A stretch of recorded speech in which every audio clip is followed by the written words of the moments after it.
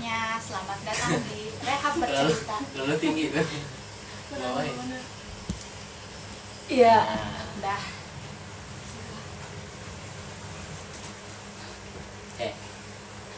Halo semuanya, selamat datang di Rehab Bercerita. Kenalin teman-teman aku ya. Yang pertama ada Sinta Rahmawati. Hai Sinta. Hai. Yang kedua ada Sania Hamzah. Halo. Dan yang terakhir ada Saiful Abdul Rojak. Kali ini kita akan membahas mengenai depresi di kalangan remaja. Langsung aja, apa sih depresi menurut kalian itu? ya, menurut aku sih kalau depresi ya kan emang depresi itu kayak kondisi seseorang ketika ngalamin satu kejadian gitu ya. Terus si kejadian itu membuat si orang ini kepikiran gitu ya, kepikiran sampai yang emang membuat aktivitas ataupun pola makan dan juga pola tidurnya gitu terganggu gitu, dan juga ngerasa mengakibatkan lelah lah intinya, mengakibatkan lelah ataupun si produktivitas berkurang. Dan juga si depresi ini kan apa ya, semacam ya gangguan psikis juga.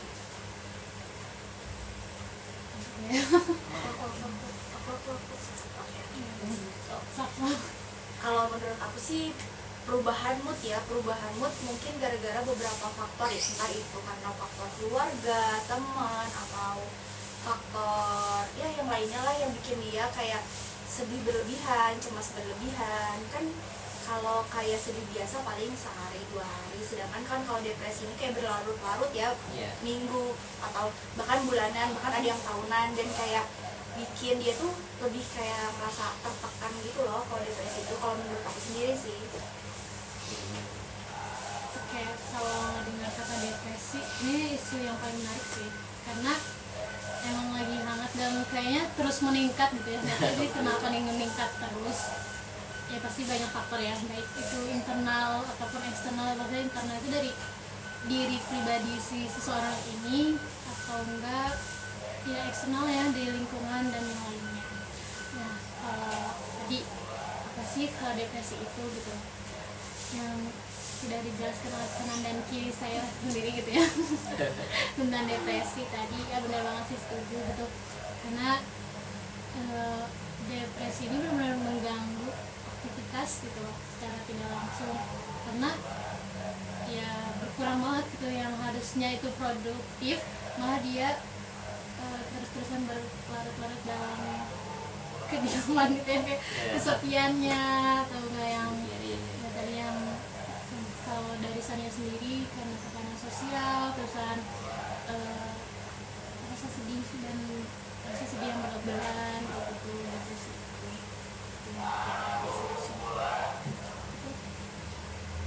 Terus dari kalian nih, perbedaannya antara rasa sedih biasa dan depresi itu gimana?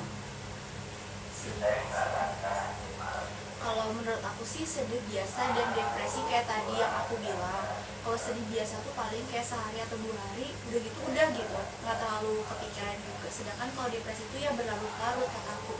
Kalau misalnya kita posisinya lagi di kelas, jadi kayak makin kurang fokus, terus kayak apa ya, kayak serba gamut aja gitu. Kalau depresi itu bahkan sampai cemas berlebihan yang bisa apa ya, menyakiti dirinya sendiri gitu loh, karena kalau misalnya depresi gitu. Terus apalagi kalau dia kesepian, nggak ada orang buat tempat ceritanya, terus dia merasa sendiri, kan makin campur aduk kan pikiran-pikirannya gitu, bisa sampai menyakiti dirinya sendiri. Sedangkan kalau sedih biasa tuh dia masih bisa menahan, bahkan menyembunyikan kesedihan itu, karena dia ngerasa kayak ya udah gitu, cuma sedih biasa doang, ntar juga sembuh. Sedangkan kalau depresi itu kita aja kadang bisa ngelihat ya, kalau orang depresi kok gitu amat sih gitu mukanya, atau sikapnya kok jadi berubah banget, kayak lebih menyendiri, mungkin bisa kayak gitu.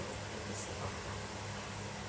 Iya sih, setuju banget ya. Tadi kalau depresi juga bisa dilihat dari kondisi fisik gitu ya, karena ada beberapa penelitian yang nyebutin kalau depresi juga mengakibatkan si mata panda gitu. Nah kenapa gitu?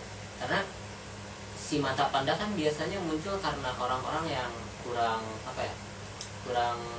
waktu tidurnya gitu ya. Nah kenapa si orang ini bisa kurang waktu tidur? Nah, mungkin ya tidurnya kurang berkualitas, ataupun mungkin ya karena faktor pikiran mungkin ya yang mengakibatkan seorang gak bisa tidur misalnya. Nah itu jadi salah satu perbedaan gitu ya orang yang depresi dan juga. Nah apa tadi? Depresi Iya, dan dan juga kan beda ya kalau yang sedih biasa gitu ya. Nah biasanya orang-orang yang sedih itu ya mungkin ngeluapin rasa sedihnya itu dengan cara nangis mungkin ya kalau perempuan, lalu mengurung diri mungkin di kamar ya. Kalau laki-laki mungkin ya jalan-jalan keluar, motoran ataupun ya sebagainya gitu ya untuk ngeluarin lah gitu ya, ataupun teriak-teriak. Ada sampai yang mukul-mukul barang ya, ngelempar-lempar barang gitu. Sampai ada kan tempat-tempat untuk ngeluapin rasa kesal mungkin ya. Nah itu yang untuk mengurangi rasa depresi, rasa ya sedih ataupun cemas gitu ya. Nah beda kalau orang-orang yang udah kena ke gejala depresi gitu ya. Orang-orang yang gejala depresi biasanya ngalamin kondisi-kondisi yang emang nggak enak buat diri ya, buat yang ngalamin gitu.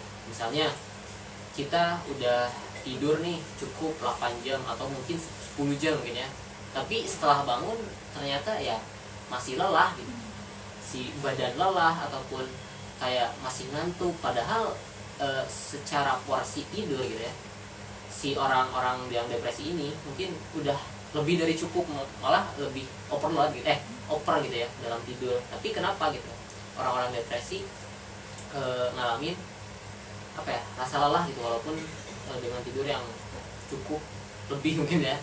Nah itu salah satunya, orang-orang depresi itu emang mereka memikirkan satu hal yang mengakibatkan energi mereka itu habis gitu, cepat kekuras gitu, walaupun tanpa ada kegiatan gitu ya. Nah bedanya itu. Terus juga orang-orang depresi kan emang di sosial juga udah terlihat lah gitu ya, mulai dari aktivitas mereka berkurang, terus tingkat konsentrasi juga berkurang, terus energi mereka untuk berinteraksi juga emang sedikit lah gitu ya orang-orang depresi itu. Terus ya sering murung juga ya, penampilan apalagi gitu ya, karena emang pikirannya itu saking ngaruhnya gitu. Karena emang si depresi ini awal mulanya emang dari pikiran sih, yang mengakibatkan ya kondisi fisik juga berpengaruh gitu ya. Gitu sih. Kalau dari Sunda sendiri tadi kan ya bedanya sedih sama depresi. Mungkin pertama dari cara seseorang ini menanggapi suatu masalah gitu. Kan mungkin orang yang ngerasa bersedih kan kayak udah merasa masalah ini udah berlalu gitu, yang sedih udah berlalu, dan balik ke rasanya yang bilang sedih itu yang tentunya gitu. Sedangkan depresi ini malah berlarut-larut dalam satu masalah aja dia sampai berlebihan gitu, berpikir kemana-mana. Kemudian dari cara penampilan yang beda, itu ada musik mah ya udah satu itu aja gitu. Dan berpikirnya bisa visioner gitu, ibaratnya visioner yang ya tadi cara menanggapi satu masalah gitu. Kalau yang sedih mungkin ya udah tadi misalnya masalah ini bakal selesai dan emang ya udah ini emang harus selesai juga. Beda sama yang depresi yang terus-terusan mencari akar masalah sampai yang berlebihan, terusan kayak dipikirin, yang ujung-ujungnya nyalahin diri sendiri ya, berlebihan. Iya sih, benar-benar setuju tadi ya. Kalau depresi itu emang jangka panjang ya alasannya ataupun Sinta, karena emang kalau depresi ini biasanya ya sekurang-kurangnya lebih dari seminggu mungkin ya. Beda kan kalau yang sedih biasa ataupun yang kecewa yang biasa gitu ya, nggak dibawa berkepanjangan. Nah si depresi ini lebih panjang durasinya dan juga emang merugikan lah untuk yang ngalaminnya gitu. Karena di sisi lain yang mengganggu pikiran, mengganggu aktivitas juga. Makanya orang-orang depresi itu kadang dia nggak tahu apa yang dia alamin gitu. Kenapa bisa secapek ini, padahal kan biasanya enggak gitu. Nah, tadi juga kan depresi juga kan ada banyak gitu ya, macam-macamnya gitu. Ada yang depresi ringan, ada pun yang depresi berat gitu ya, ada yang kronis ringan, ada yang kronis berat juga, dan juga ada yang tadi ya depresi persisten. Nah kalau depresi persisten ini sampai bertahun gitu, si apa pikiran depresinya gitu, jadi emang ngerugiin lah sama orang yang ngerasainnya gitu, si depresi bertahun-tahun ini. Mungkin faktor-faktornya juga kompleks ya, sampai bisa bertahun-tahun, bisa jadi itu dari keluarga tadi ya, internal ataupun eksternalnya keluarga, walaupun tuntutan sosial juga yang kadang menghantui, apalagi Gen Z ya, yang digadang-gadang bakal jadi pemimpin di Indonesia ini gitu ya, yang bakal nguasain sebagian besar dunia gitu ya, Gen Z gitu ya. Nah mungkin ya tuntutan itu juga gitu ya, yang membuat orang-orang kayak aduh ini berat banget gitu ya menghadapinya gitu. Jadi PR-nya banyak gitu buat kedepannya gitu, buat diri pribadi ataupun ya banyak orang gitu loh, buat kedepannya gitu. Kayak gitu sih. Dari kalian pernah nggak ngerasain ngalamin gejala depresi? Ngalamin sendiri ya. Kalau ngalamin pernah hampir sebulan, tapi gimana ya, ya itu sih gara-garanya kalau pengalaman Putus sendiri cinta. gara-gara cinta ya, ya biasa lah. Iya biasa lah.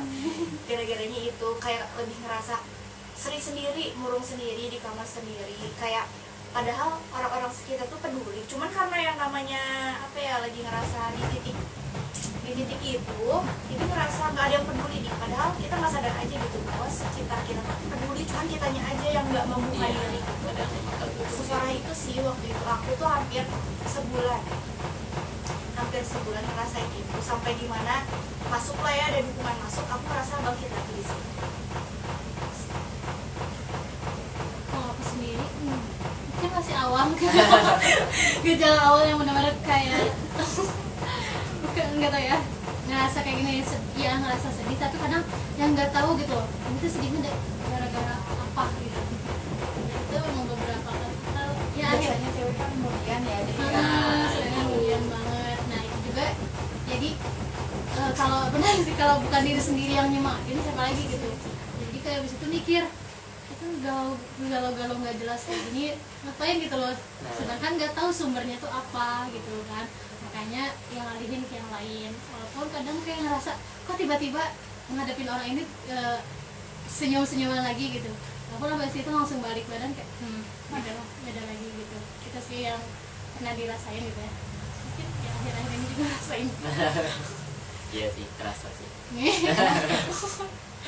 Ya kalau aku sih apa ya, pernah sih, pasti setiap orang kayak, apalagi Gen Z ya, yang emang pressure-nya dari atas maupun dari bawah. Kalau dari aku sih pernah dari lingkungan keluarga, mungkin ya, lingkungan keluarga dan juga tuntutan sosial ya. Karena kan kalau boleh ya cerita izin cerita nih ya. Jadi emang aku tuh anak pertama yang masuk kuliah gitu kan ya, masuk kuliah, dan kakak-kakak aku emang cuma lulus SMP atau SMA gitu ya. SMP sih yang banyaknya gitu, banyaknya SMP gitu ya. Jadi emang aku tuh kayak jadi tumpuan lah gitu ya, dan juga emang dari keputusan aku sih untuk kuliah gitu. Tapi ya tetap aja gitu ya, tuntutan dari masyarakat sosial di kampung aku gitu. Terus juga dari keluarga juga yang emang apa ya, menjadi harapan lah gitu ya, di harapan keluarga untuk ya ningkatin apa, derajat keluarga gitu ya.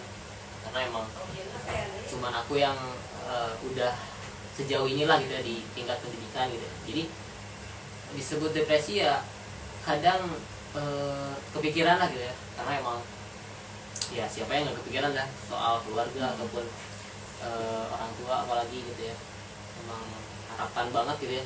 Makanya kadang ngerasa kayak down banget gitu ya, kadang takut gagal ataupun ya harus lulus cepat gitu. Jadi bayang-bayang di setiap malam gitu ya, kadang gitu ya. Cuman kalau sekarang sih lebih dibawa enjoy sih, karena kan setiap orang punya jalannya masing-masing gitu ya. Walaupun seberapa belok-belok ya. ya punya tracknya masing-masing lah gitu ya, nggak selalu mulus gitu ya, pasti ada tantangannya gitu. Kita bahkan tolak ukur apa ya, sukses orang-orang kan beda gitu ya. Kalau kita ngikutin standar masyarakat kan kita yang capek, kita yang tersiksa gitu lah intinya, dari fisik maupun psikis kita gitu. Kayak gitu sih. Kalau dari aku sih biasanya kalau banyak tugas gitu ya, Nah. istilahnya apa tuh burnout. Burnout. Jadi kayak cemas berlebihan gitu, kayak panik sendiri padahal ya tinggal dikerjain aja gitu ya. Nah itu Ya udah gitu. Nggak tahu. bener sih, kalau emang burnout sebenarnya depresi juga kadang kita yang nyiptain gitu. Iya betul. Nah, kayak tadi disebut ya, tugas-tugas kayak tugas-tugas kita tuh tahu tugas ini teh kalau lama-lama numpuk dan juga kalau deadline bikin kita pusing gitu ya. Iya. Dan ya kadang jarang juga buat orang-orang depresi gitu kalau di nanti. Nah, tapi ya kita ya cuek gitu ya, kita cuek. Ya begitulah akhirnya nantinya udah deadline baru Panik. rusuh, panik, dan kadang nggak sedikit juga yang bikin depresi gitu ya, lagi yang di kalangan mahasiswa yang emang dosennya killer apalagi gitu kan, emang kadang depresi juga yang kita yang buat. Nah, gitu sih. Terus kalau misalkan depresi nih, cara ngatasinnya gimana? Ya, Sok sih dulu ya. Aku yang siap dulu. Sok, siapa aja? Cara ngatasin depresi mungkin kalau umumnya orang yang lagi banyak masalah itu cuma butuh didengar sebetulnya, nggak kayak ya pengen didengerin aja gitu. Kadang juga malah nggak butuh solusi. Kalau aku sendiri sih kadang emang pengen didengar juga dan nggak dihakimi kan, karena biasanya kalau misalnya cerita tuh kadang malah disuruh kayak ya udah ntar juga ada hikmahnya. Nah nggak mau gitu kalau gitu itu malah ada rasa malah kesel, jadi gemut lagi gitu. Jadi kalau buat aku sendiri sih ngatasinya kayak didengar sama didukung gitu. Itu sih. kalau dari Sinta, Oke. Karena dukungan terkait dukungan berarti secara tidak langsung kita juga butuh partner. Nah, partner yang benar-benar support dalam segala hal gitu. Mungkin tadi kayak kata Hana yang tugas kalau kita sendirian sebenarnya iya sih tugas, walaupun nanti pas selesai itu kayak ngerasa ya ternyata bisa gitu. iya, cuman butuh Harus Import lah. yang butuh effort. Nah itu kan di situ kita butuh lah dukungan dari teman yang ya. Kasih semangat kasih dari semangat gitu loh. Karena dari aku pribadi juga sebenarnya cuek ya, karena cuek gini tapi tetap ada nemu teman yang tiap pagi tuh nanya gitu loh. Nah itu jadi kayak suatu yang ternyata aku masih Ada yang peduli. masih ya terusan aku tuh emang ada loh, ternyata aku tuh ada di dunia ini gitu. Ya gitu, jadi kayak mungkin partner yang saling support. Ya dan sesenang itu loh kayak tiap pagi tuh udah berangkat belum gitu kan, kayak ada orang yang walaupun kadang aku tuh kayak ngerasa gini apa sih terus udah diam ya maaf ya iya karena diri aku sendiri yang kan ya kalau ngeliat masalah atau mungkin faktor yang kemarin-kemarinnya kayak ngerasa dari orang tua atau kayak gimana yang ya udah gitu loh, kamu ingin sendiri, kamu bisa kayak ada dan secara terpaksa secara tidak langsung kita belajar kayak itu bisa sendiri gitu. Jadi kayak ada orang lain yang kayak gitu teh, pertama awalnya ya kayak apa sih gitu gitu, tapi ternyata ya mau tapi itu teh penting gitu loh, ternyata kan nggak selamanya kita teh harus sendiri kemana-mana juga, karena ya kita juga butuh partner gitu loh buat diskusi, buat ngeluarin unek-unek kita gitu loh. Nah sih kalau menurut aku sih iya sih benar, partner itu emang penting, emang salah satu yang sangat penting justru ya kalau menurut aku, karena kan orang-orang yang depresi biasanya kayak kalau diibaratin ya kayak kucing di kandang gitu ya. Jadi mereka meronta-ronta di kandang pengen bebas, tapi ya mereka sendiri nggak bisa ngebebasin mereka gitu, maksudnya mereka sendiri terjebak gitu. Nah makanya butuh seseorang untuk membuka pintu itu. Jadi ibaratkan kita membuka pintu itu, mereka cerita gitu, mereka keluar dengan apa yang mereka mau ungkapin gitu sama ke orang-orang. Nah makanya penting banget gitu ya empati di pertemanan ataupun sosial gitu ya, karena sebenarnya kalau mengandalkan kesadaran, karena kan yang depresi juga nggak tahu ya masalahnya apa, ini kenapa gitu ya, harus ada orang yang merangkul lah, mengajak gitu ya, atau mungkin sekadar bertanya gitu ya. Karena biasanya orang-orang yang mengalami depresi gitu ya, dia juga bingung apa yang dia alami gitu. Apakah ini depresi, apa cuma pikiran biasa gitu. Nah biasanya orang-orang depresi ya terjebak di pikiran mereka sendiri. Makanya si lingkungan sosial ini emang sangat berperan lah, sangat berperan, terlebih lagi teman-teman dekat lah gitu ya. Ya makanya di generasi sekarang harus di generasi sekarang emang digembor-gembor kan tentang kesehatan mental, empati ataupun dan lain sebagainya gitu ya. Nah karena emang saking pentingnya itu, saking pentingnya kesehatan mental seorang, saking pentingnya kepedulian antara sesama, makanya harus gitu ya setiap orang, mau itu dari prodi manapun gitu ya, tapi tentang empati, tentang kepedulian itu harus merata gitu. Bukan cuma di khususnya gitu ya di BK ataupun BKI ya, tentang kesehatan mental ataupun di psikolog misalnya. Kalau masalah psikis dan psikis gitu ya, sebenarnya itu tanggung jawab semua orang. Soalnya kan berkaitan, bisa jadi nyawa juga, bisa jadi kesehatan seorang juga. Karena emang saking vitalnya lah di dalam kehidupan seorang kalau soal psikis. Kan banyak ya orang yang gila karena ya tadi diputusin pacar, ataupun ya karena pekerjaan, teman kerja ataupun dan lain sebagainya gitu. Itu awalnya kadang dia nggak punya tempat untuk mencurahkan apa yang dia rasain gitu ya. Makanya ya akhirnya bertimbun gitu ya menjadi bukit ataupun menjadi gunung gitu ya masalah-masalahnya. Ya akhirnya longsor lah di alam bawah sadarnya, yang mengakibatkan dia ya kurang, ataupun yang menjadi kurang akal sehatnya hilang lah gitu ya. Nah kadang yang orang-orang yang di jalan gitu ya, ODGJ dan lain sebagainya gitu ya, itu kadang masalahnya nggak seberat apa yang kita pikirkan gitu ya. Kan kadang orang-orang yang ODGJ dikiranya kayak ditinggal mati orang tuanya ataupun karena apa, tapi nyatanya gitu ya, orang-orang yang di luar sana ya masalahnya ternyata kecil-kecil tapi emang banyak gitu.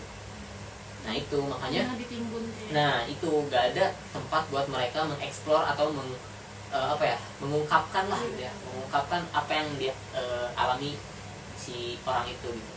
Makanya sangat penting gitu ya, teman ataupun lingkungan gitu ya,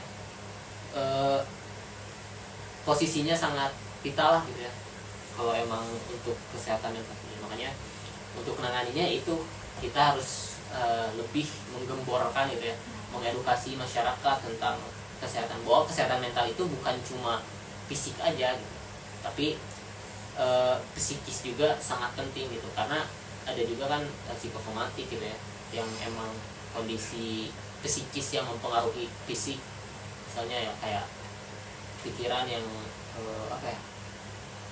memikirkan tentang sakit, ya otomatis nanti juga dia sakit kan. Banyak kayak orang-orang bilang jangan mikirin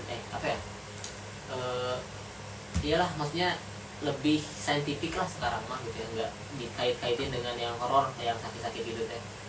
Karena emang stigma ataupun mindset orang-orang ini sih lebih modern kalau sekarang.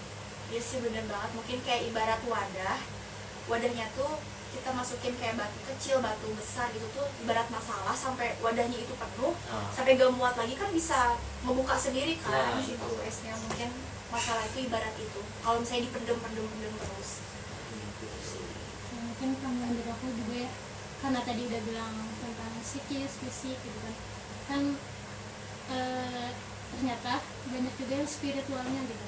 Karena kan ya kalau kita kembali ke BKI nya yang itu ya, karena kan psikis, spiritual, biologi, pokoknya 4 itu ya. Yang awalnya kan cuma 3, itu sekarang 4, karena ternyata emang spiritual juga sangat mempengaruhi gitu loh kehidupan seseorang itu. Yang mungkin kita lihat juga sekarang kesini-sininya tuh lebih ke apa ya, yang enggak yang berkurang gitu loh tentang agama, tentang kayak gitu. Jadi kedekatan yang ya spiritualnya itu yang kurang juga, jadi mungkin harus di spiritualnya spiritual. Mencerminkan banget ya pakaiannya gitu. Insya Allah ya. Insya Allah. Tapi bener sih ya, karena kan kalau ngomongin tentang spiritual ya kita ngomongin tentang keyakinan ya. Jadi emang pusatnya di hati sama di pikiran gitu ya. Karena spiritual juga ya agama lah intinya ya. Mengajarkan untuk kita berkeyakinan lah gitu ya. Kita yakin sama Tuhan kita gitu ya. Kita yakin sama apa yang kita kerjakan akan mendapat balasan gitu ya. Nah itu juga emang berpengaruh sih. Jadi ibaratkan keyakinan itu atau spiritual itu menjadi benteng buat kita untuk selalu apa ya, mensyukuri terus selalu berbuat apa ya, sesuai ajaran dan tuntutan lah gitu ya intinya. Jadi kita juga punya batasan, punya norma-norma yang harus kita laksanakan ataupun kita jauhi gitu ya di dalam keyakinan ini juga. Makanya iya sih benar, setuju banget, penting itu spiritualitas. Apalagi kita yang di prodi BKI ya, emang membedakan kita dari BK-BK yang lain gitu di yang pada umumnya gitu. Emang menjadi poin penting lah, poin utama lah untuk kita pelajari gitu. Nah fondasi juga betul. Itu sih kalau Terus harapan kalian nih mengenai depresi itu di masa yang akan datang itu apa? Harapan, kalau harapan sih pengennya orang itu lebih menghargai dan paham kalau kesehatan mental itu penting sama halnya kesehatan fisik gitu sih. Kayak dia orang lain juga menghargain, lebih ya menjaga mental orang lain, dan kita juga dijaga gitu sama orang lain mentalnya. Terus apa ya, lebih kayak akses layanan di masyarakat tuh banyak gitu, biar orang-orang yang butuh tempat untuk cerita atau kayak pengen dapat solusi tuh ada gitu, nggak susah dicari. Kayak akses mungkin kayak ya psikologi, ya psikiater. Bener, setuju sih. Soalnya kan kalau dilihat dari apa ya, kebiasaan orang-orang di orang tua kita lah gitu ya, orang-orang yang karena kan apa ya, psikolog, konselor gitu kan, emang kayak sensitif lah di masyarakat. Karena apa gitu, biasanya kan orang-orang yang konsultasi ke sana gitu ya, disebutnya orang-orang yang gangguan jiwa ataupun iya stigma. Nah itu stigma. Nah itu padahal kan nggak setiap orang konsultasi ke sana itu ngalamin ya gangguan jiwa ataupun dan sebagainya gitu ya. Tapi kan ya nggak bisa dipungkiri ya kalau masyarakat kita juga ada yang masih beranggapan bahwa psikolog itu untuk orang gila gitu. Nah itu ya sih benar. Soalnya jangan jauh dulu ke sekolah, karena di sekolah aja gitu yang apa ya, Guru BK. ya guru BK itu harus ada.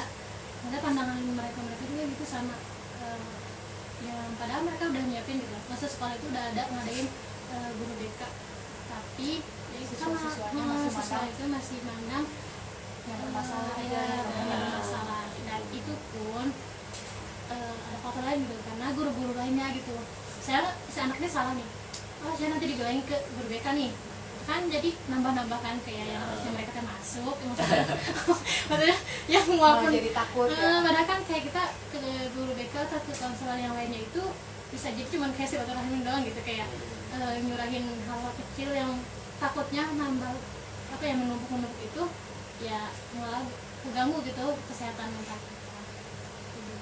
Apa intinya?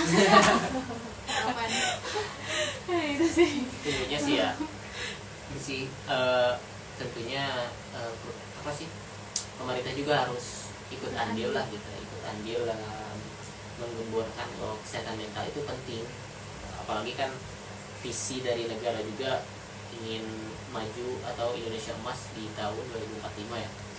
Ya tentunya salah satu indikasi untuk mencapai itu tuh ya tentunya produktivitas. Nah, produktivitas ini akan terganggu kalau orang-orang di negara tersebut ya kena depresi, karena kan depresi juga mengakibatkan produktivitas menurun gitu ya, karena emang fokus berkurang ataupun segala aktivitasnya emang terganggu lah oleh depresi ini. Makanya maupun mau itu negara maupun mau itu perusahaan atau apapun lah baiknya gitu ya mendukung lah proses-proses atau acara-acara yang menggaungkan tentang kesehatan mental gitu.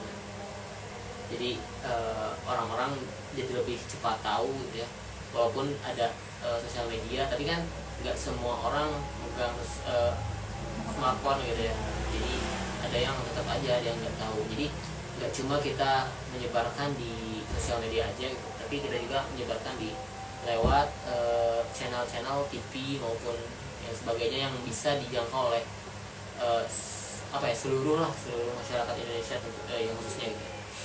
Jadi sih saking pentingnya kesehatan mental ya itu sih emang buat menunjang kesejahteraan juga gitu ya, karena kan salah satu indikasi kemerdekaan masyarakat juga yaitu kesehatan mental juga harusnya menjadi poin lah untuk kemerdekaan setiap masyarakat Indonesia gitu. Tapi jadi PR juga sih buat kita lagi ya, karena media sosial kita ngasih info di media sosial ataupun website itu takutnya dari beberapa orang tuh kayak menjudge diri sendiri gitu. Ternyata aku depresi, ternyata aku ternyata nah itu kan jadi wah dia serba salah sih. Iya sih. Harusnya sebenarnya kita kegiring ke mereka untuk mau sebenarnya tuh untuk berkonsultasi dengan yang kita. Dan juga sadar ya. Iya sadar. Jadi kita sebenarnya ngebantu ya, ngebantu media sosial ataupun web yang lainnya. Tapi tanpa disadari justru mereka itu bikin ya itu kayak menjadi diri sendiri ternyata. Self diagnosis. Self diagnosis. Oh aku tuh. Nah iya sih benar-benar. Dia harus konsul ke yang ahlinya. Gimana caranya itu mereka bikin. Nah itu maksudnya kesadaran masing-masing sih kalau itu. Ditambah kan mereka mikirnya masuk psikolog itu bayarnya mahal. Nah padahal bisa BPJS. padahal kan nggak di psikolog doang ya maksudnya. Teman juga bisa sebenarnya, Nah teman sebenarnya yang dekat itu teman gitu ya. teman yang ngerti. Teman yang ngerti betul. Tidak memahami. Masya Allah. yang punya empati. Udah sih segitu sih. Terima kasih buat Cinta, Sania, dan Epul yang sudah berbagi di Rehab Bercerita ini. Semoga bermanfaat bagi yang menonton. Bye Terima kasih. Yang nonton banyak banget. Banyak tahu. Karena ada yang banyak Cika. Simpen nggak?